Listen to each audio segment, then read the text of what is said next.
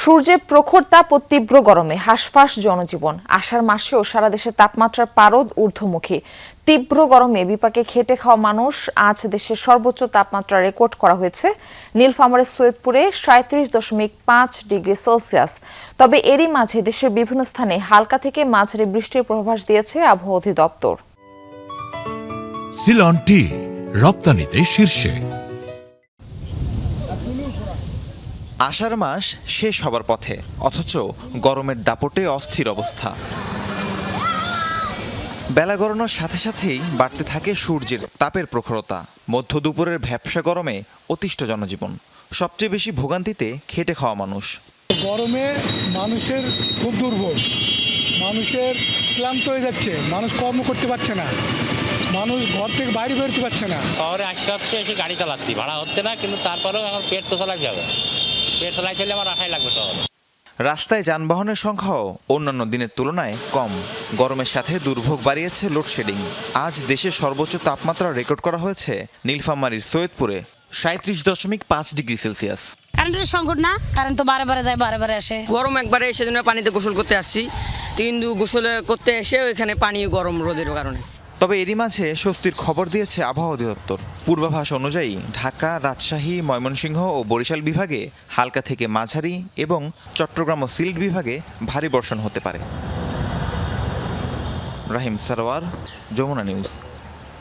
তীব্র তাপপ্রবাহের বিষয়ে আমরা বিস্তারিত তথ্য জেনে আসবো। নীলফামারী থেকে আমাদের সঙ্গে যুক্ত হচ্ছেন আমাদের সহকর্মী আমিরুল ইসলাম। আমিরুল, আজ তো সৈয়দপুরের সর্বোচ্চ তাপমাত্রা রেকর্ড করা হয়েছে। এই যে তাপমাত্রা, এর ফলে জনজীবনে ঠিক কতটা প্রভাব পড়েছে? মারফি, প্রথমে যে তথ্যটা আপনাকে জানাতে চাই, নীলফামারী সৈয়দপুরে বেলা 3টার সময় সৈয়দপুর আবহাওয়া অফিস আজকে সর্বোচ্চ তাপমাত্রা রেকর্ড করেছে 37.4, যেটি দেশের এটি সর্বোচ্চ তাপমাত্রা।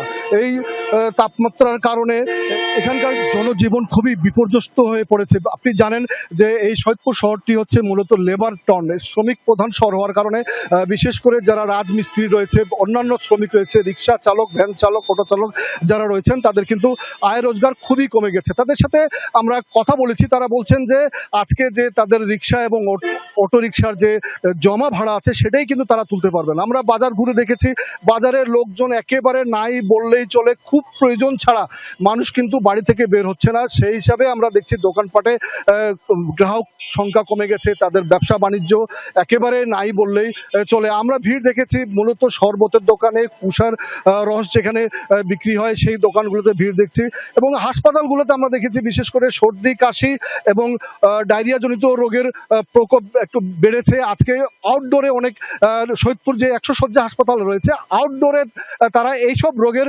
চিকিৎসা নিয়েছেন প্রায় 5 শতাধিক রোগী, এবং হাসপাতালে ভর্তি আছেন শতাধিক রোগী।